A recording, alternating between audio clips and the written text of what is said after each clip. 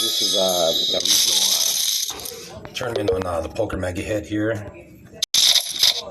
I'll just show you my stats. Here I am. I don't have great hair. I'm not from Saskatchewan, Ontario.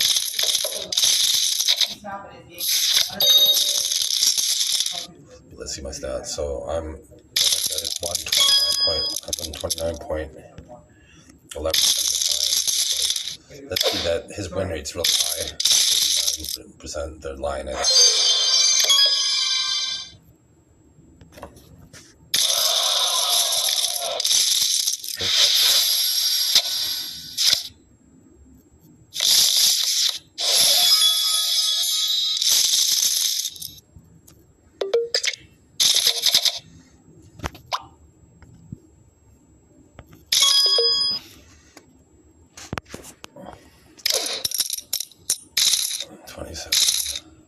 So 31, that's high. Last time I said the guy had 47%, but then it jumped to like 20-something, 23%. Just gonna close this out. Let's see what it really is. I'm seeing 39%. Is that 15 or 5? How could it be ranked? No, he only played 900. Really high. He's winning twice as much. Let's see, I'll put him to the test. Let's see if he wins twice. Because the odds are 1 in 5, right? So the odds of 1 in 5 are 20%. So 30% twice luck.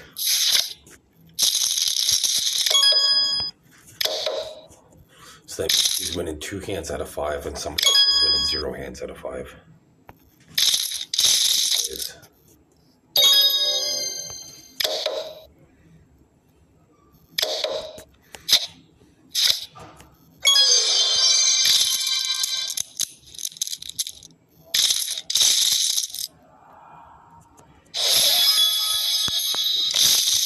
One hand.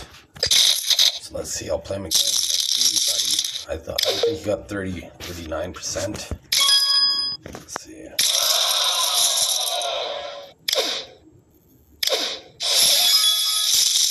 specifically want to play this guy. Okay.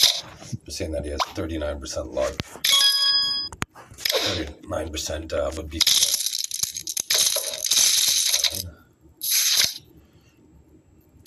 39% and it's down.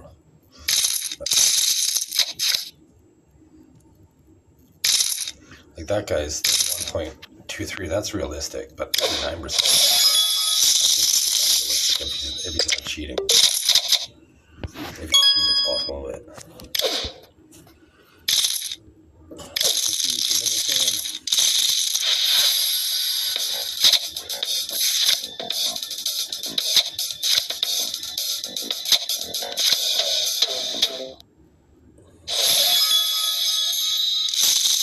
150% of the hands. Let's see.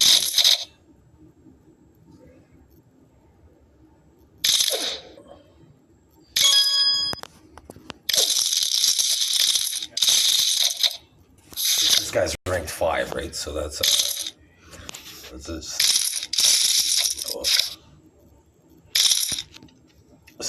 like 9 is professional, 10's a veteran, and I think 11's also. But 5 is like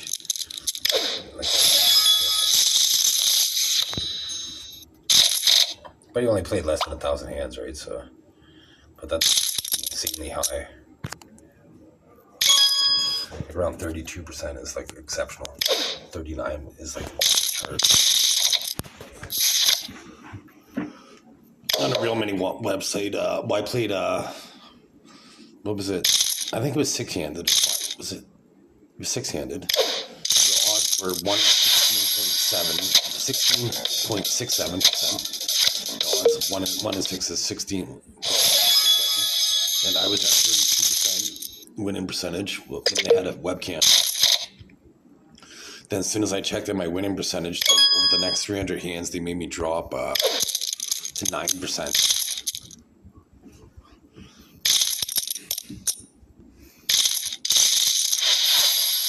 You know, this site, I turned 500 into 440 million. But 5 million into 440 million.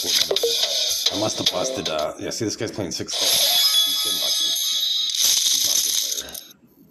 Well, I didn't watch when he went all in pre-flop with 6-3. He's not a good player at all. But if he made one, he had 2 pair on the turn. I was kind of scratching my eyes at that point. But if he went in on the turn, then that would have been a good play. But he's right back.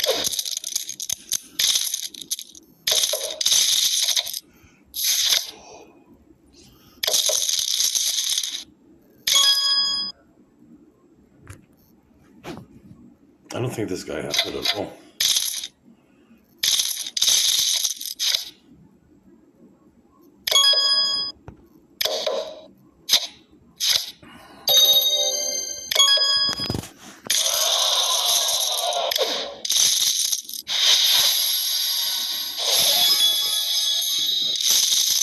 I thought he made a desperation Hail Mary move.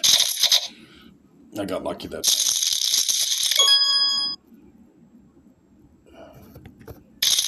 Let's see, missed at 39%. Let's see. So that's 2 hands. I beat him at a 3.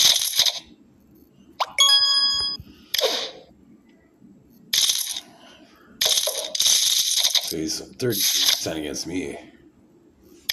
Not 66% against him.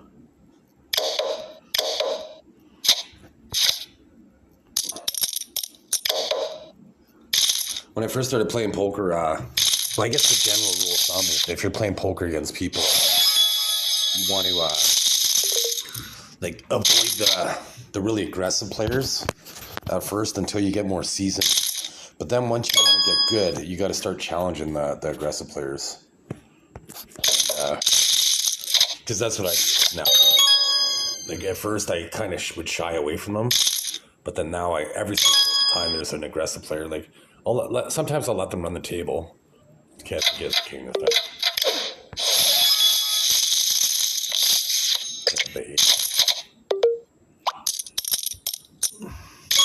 So I used to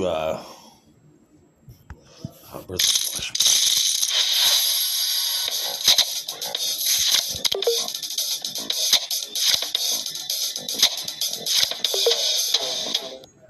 But now I think the best players at the table just become better.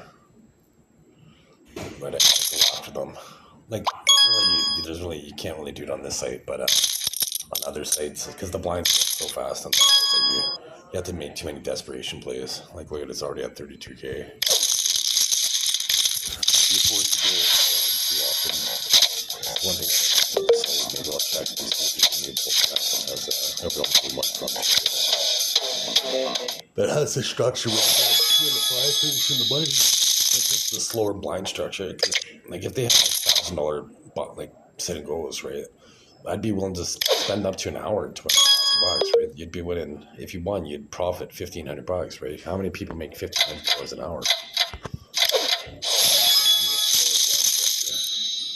Because then skill plays a role rather than unfortunately once the blinds are this high, if you get 4 or 5 hands in a row, you're done.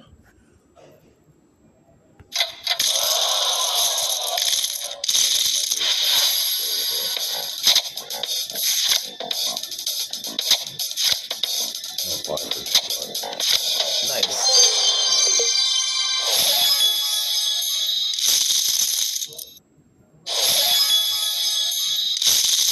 I got lucky there. It's lucky. Kings when you have ace 10, I didn't like it, but the blinds were so high that I wanted to 2K.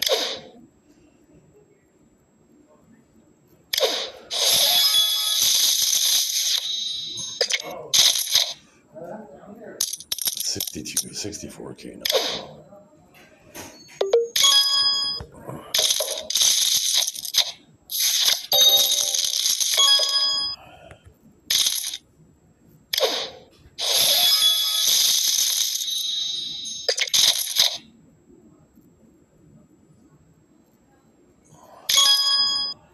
Nice, the guy rolls it. That was gonna roll in. This guy's gonna play good.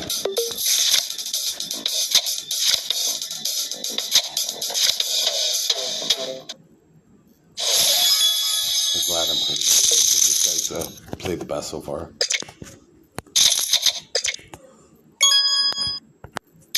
I just wish the blinds were lower, because then it would come down to skill. And then, fuck.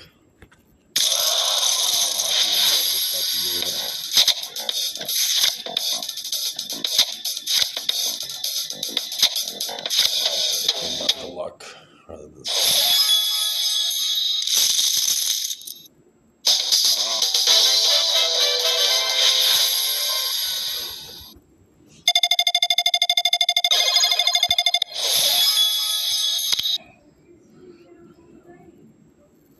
So unregistered myself and registered all those perpetrators that are trying to see my once again, my comment shows that it's me.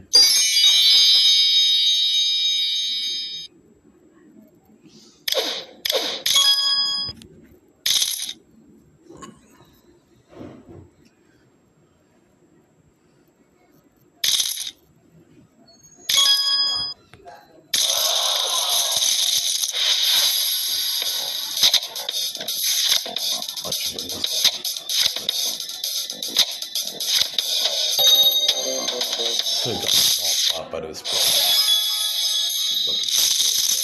Well, I wouldn't lose at that point. It was either chop or win.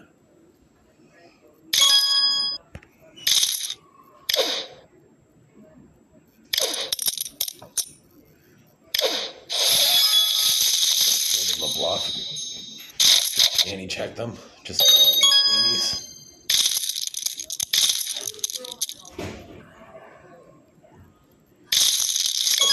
Nice play. Nice play.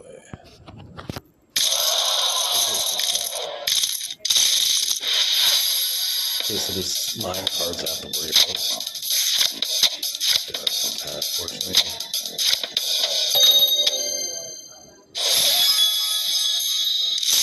Not too bad, I had 9 cards. 9 cards out of 46, so I had a 1 in 5 chance of losing, and a 4 or 5 chance of winning. Pre-flop before any straights or flush possibilities.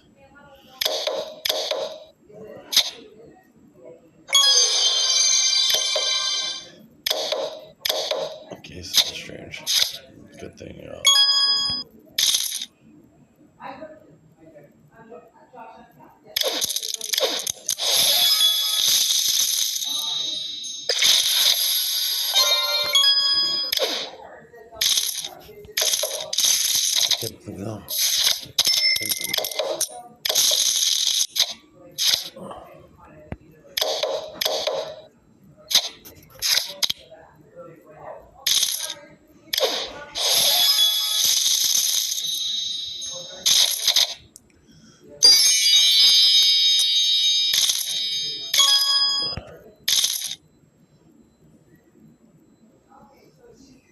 I think this guy's cheating.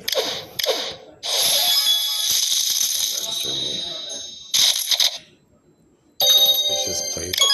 Timing of his suspicious. All times. Now he's, what does he call him? He called him a bullshit this time, but when I had he folded.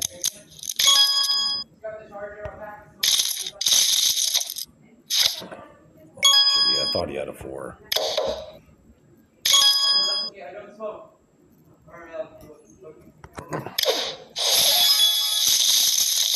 Yeah, they.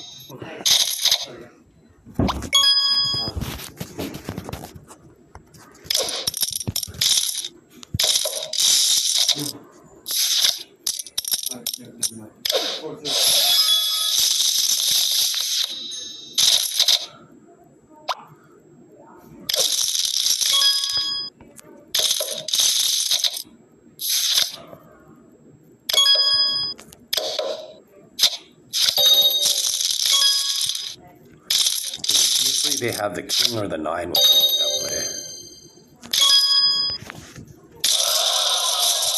If he has the king, he calls. If he has the 9.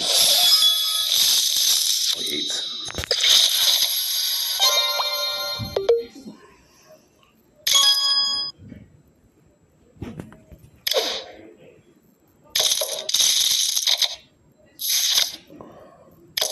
I played, I think some like 870,000 real money hands. And probably several million play money hands. Like 3 to 4 play money hands.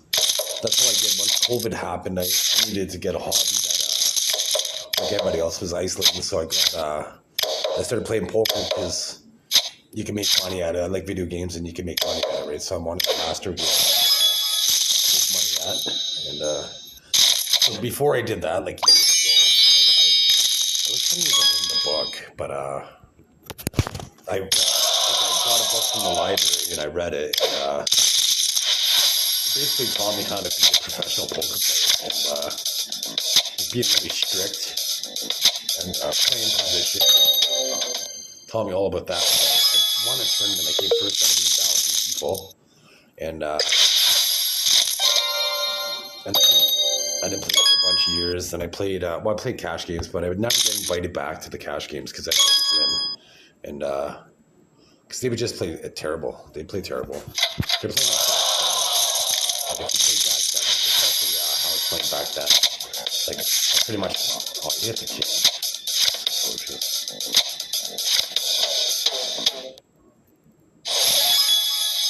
King 7. One of those brutal.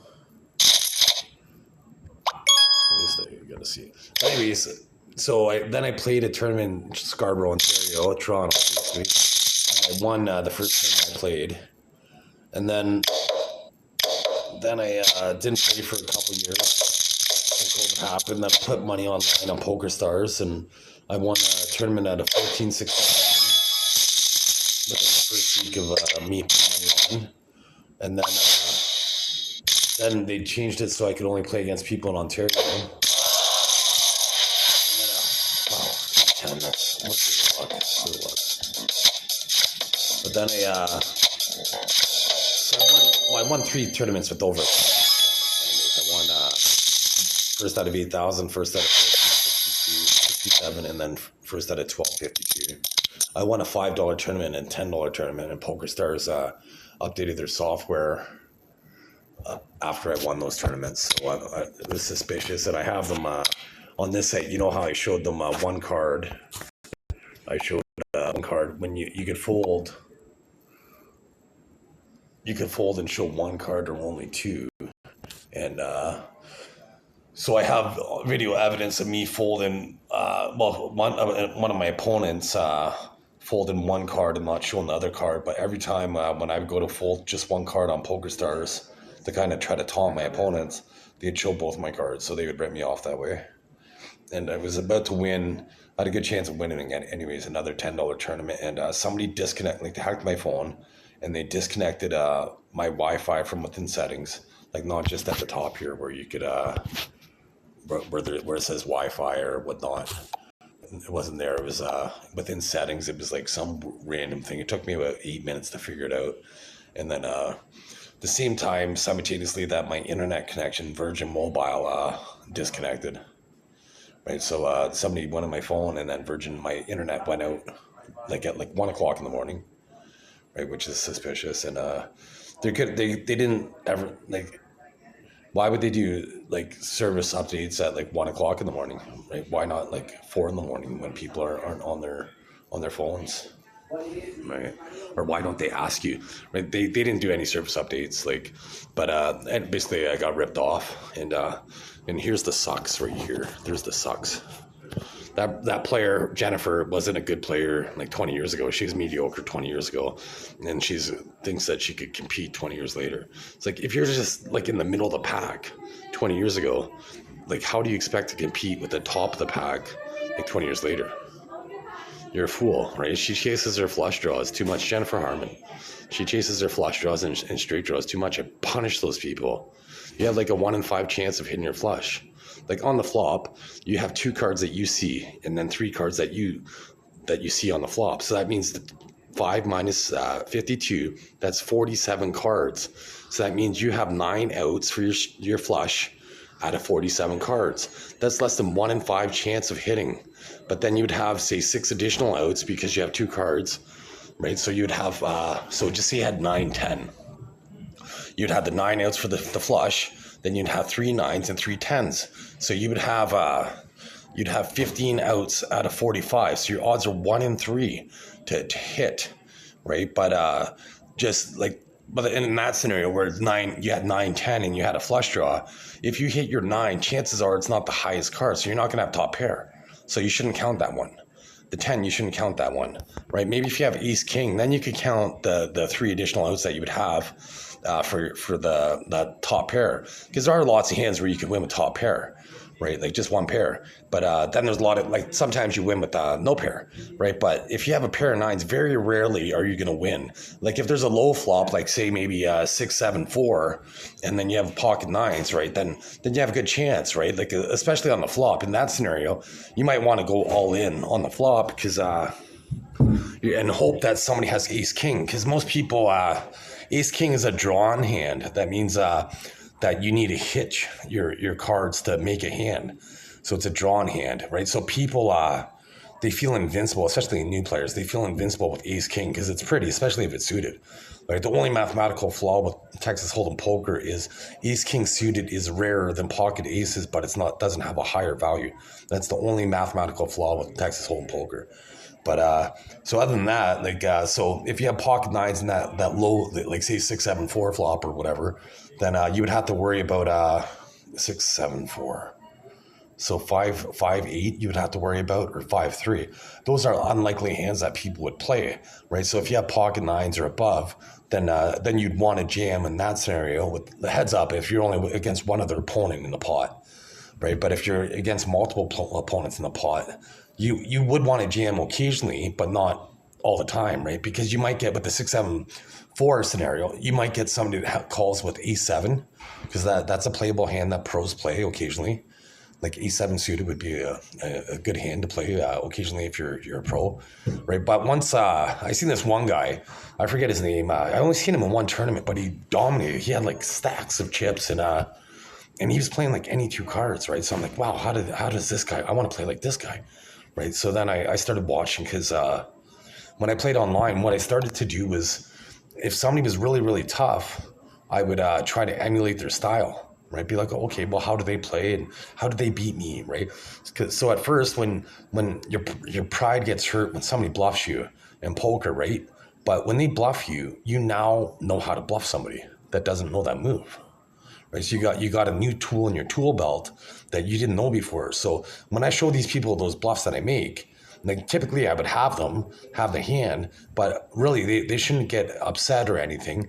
They should now use that as they now should have a new skill to be able to utilize it against other opponents that aren't aware of those tactics, right? So that's basically what I ended up doing. So I'd watch these people, and sometimes it's hard, right? Because if they don't show you the cards, then you're guessing, right? But occasionally they do show you the cards, and then a light should go off in your head and be like, voila, okay, I could now use that opponent, not against that opponent, but against every other opponent. They won't be aware of it, right? So then, so at that table, you can't use it against anybody, because, like, well, you could, right? Because people have very short-term memory online poker, right? Like, they remember for like 5-10 minutes at a time, and then you could punish them like with information like from like 5-10 minutes ago. Whereas if you see the pros online, and you know that they're waiting all day long to punish somebody making the same move, like in real life, right? When they're at the casino in those tournaments, like the World Series of Poker, it takes 17 days,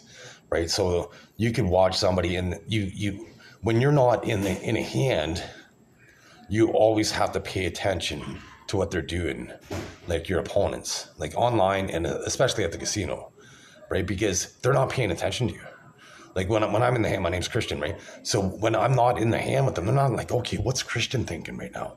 They're not worried about what I'm thinking. They're worried about what their opponent's thinking, right? So now I have an opportunity to prey on them and pick them apart, because they're not worried about what I'm thinking.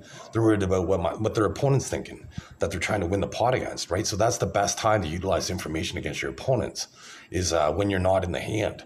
And that was one of the most valuable skills that I found from that book, was when you're not in the hand, pay attention all the time, right? If you're at the casino, like you're there to make money. You're there to have fun, right? Because poker is a very fun game, right? Unfortunately, when you play poker, at first I miss it. Like the first, especially for real money, when you bluff for real money, like you're telling a lie when you bluff, right? You're telling a lie, right? In poker, that's the whole point of the game, is to lie and bluff occasionally, but to guess and figure out your opponent's cards. That's the whole point of the game, right? So when you bluff and you're lying for real money, and you bluff, your palms are sweating. You can feel your heart in your chest. Your heart's going like this in your chest.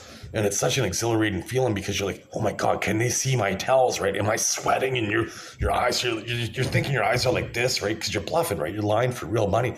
So it's such an exhilarating thing. But now, I've bluffed so many times that it doesn't even elicit a response out of me anymore, right? Which just sucks, right? Because, it's such a fun game. It's a social game. And, but they say to become a pro, you have to become like a robot. So I just kind of train myself to be robotic. Even when I play at home, like I don't even elicit any emotions at home, because I'm trying to train myself to be professional when I go to a casino, right? So the World Poker Tour had 6-handed tables. So I started just playing 6-handed tables. So, and I would almost always sit down with the lowest amount of chips that I could. So I would always play from an underdog perspective. So if I were to make it to the World Series, like the World Poker Tour final table, I would have millions of hands of experience playing 6-handed, more than my opponents. So I'd have an experience advantage. And then I would always play from an underdog. So usually when I had lots of chips, then it would just be a rout. I would just steamroll the table, because I was used to playing like say a 3-1 underdog or a 5-1 underdog, whatever the chip was, right? I would say just say it was 100 chips or whatever, say $20 or whatever it would be against that $100 table. You're a 5-1 underdog, right? So then you don't maximize your profit this way, but it gave me a skill set that I could fight from an underdog position. So when I did go sit down with maximum chips or became a chip leader, then I could just steamroll the table, because really one strategy when you're in a 1,000 opponents, right? Like if you're looking at like, okay, well, there's 1,000 opponents in this tournament, how am I ever going to win? Then you're psychologically going to defeat yourself, right? All you have to do is be the chip leader at your table. Just stay the chip leader at your table. Don't worry about average stack. Don't worry about anything like that. Just worry, well, maybe average stack. Like that's all I worried about, was maybe being above average, and then being the chip leader at my table. Because if you're the chip leader at your table, nobody can bust you at your table, and that's all that matters, right? The chip leader in the tournament might not be at your table, so he can't bust you, right? All you have to do is be the chip leader at your table, and then if you have that psychology and your average stack in the tournament, then you have a fighting chance all the time, right? And then once the worst, like if you're dealer here and the guy has the chip leader sits right there, that's the worst position to be in, because you have to make decisions every time but one hand before they do. Like unless you're on the button, right? Unless you're on the button dealer, then every other time you make decisions before they do, so they get an advantage over you, so they can bust you basically easier, right? Because you have to make the decision and then they react after you, right? So ideally you want the person that has you covered in chips, you want to have position over them, right? So there's a position called under the gun, and that's like right after small blind. That's when you're the first to react. So in that position, you need a stronger hand than you do on the button, because on the button, you're the last to react, right? So that means under the gun, like say you might need an ace king, ace queen, or ace jack might be the only 3 non-paired hands that you'd want to play pre-flop. But whereas like on the button, you might get away with ace king through ace 10, right? For me personally, I like aces the most, because you could make 2 different straights with aces. You can make a straight, the wheel, which is ace through ace 5, is so ace 6 through ace 9. I don't like that much, because you can't make a straight, and unless it's suited. If it's suited, then you can make a flush, right? But I like ace 5, ace 2, ace 3, ace 4, ace 5. I don't like ace 6, ace 7, ace 8, ace 9. I don't like those. But then I like ace 10, ace jack, ace queen, ace king, because then I can make another straight, especially if they're suited, right? And then so you can make 2 different straights, and you can win with high card, right? So that's why aces are the most valuable cards in Texas Hold'em. So if you're new, if you stuck to that strategy, like just playing those hands, Like not so much the ace-6, because when you're playing ace-5, you're not thinking about the kicker, right? The kicker would be the 5. If you make a pair of aces, you would have a 5 kicker, right? So the kicker is not going to be the winner most of the time, right? And versus ace-6, the kicker most of the time, like if you have ace-5 and your opponent has ace-6, most of the time you're going to split the pot anyways, right? So the kicker's irrelevant. But with the ace-6, they can't make a straight, but you can, right? So you have more outs pre-flop, then you have a better winning percentage chance. You would think you would long term, because you can make a straight, whereas ace-6 you can't make a straight. I don't know what the exact odds are pre-flop, but definitely on the flop there's a potential for ace-5 like to get a straight or a flush, right? So if you had a suited ace-5 is even better, right? Because then pre-flop you can make a flush, possibly you can make a straight, possibly you can win with a pair of aces. But if you do hit the ace, you have to assume that somebody has a higher ace than you and a better kicker, right? So you're not going to be like you're not going to go all in and be balls deep, so to speak. You're going to go, well, this is for adults, right? Balls deep is like full penis mode, right? Full maximum penis insider, balls deep, right? But anyways, so you're not gonna go above and beyond and go risk it all with a 5 kicker, right? So you want to proceed with caution. And even if you have 2 pairs, then you have to proceed with caution, because you would have just a pair of aces, which is good, the strongest possible pair that you could have. But then you would have a pair of 5s, right? And then once you have 2 pairs, you're vulnerable to 3 of a kind, straights, flushes, full houses, 4 of a kind, straight flushes, and row flushes, right? So you have to be cautious. But most of the time when you have 2 pair, you're going to have the winning hand, right? But not always, right? But if most of the time you do, right? But if you play in a tournament, like if I play in a tournament with 1,000 opponents, by the deep in the tournament, my 2 pair is likely to get broken. Like somebody's going to break it, like bust it, right? Somebody's going to crack it with like a flush or a straight. Or so that being said, if there's a potential flush on board, right? If the flop is like the same suit, all 3 cards, that means somebody could already have a flush. So you wouldn't want to chase your straight, right? Because why would you want to hit a straight when they could already hit a flush? That was another tip the book taught me, and that helped me become a winning player. And I've been ranked professional 4 times on a real money website, and which was good at first. I remember the first time I was ranked professional, I was like, yeah, I made it, right? I thought I was pro forever and I was good, right until I got demoted, right? Then it was like, oh wow, I got demoted, right? So then, but it made me excited in a way long term, because it meant that I couldn't be complacent. I had to keep working and being hungry to keep striving to maintain that level. So I love the fact that there was leagues and you had to maintain it.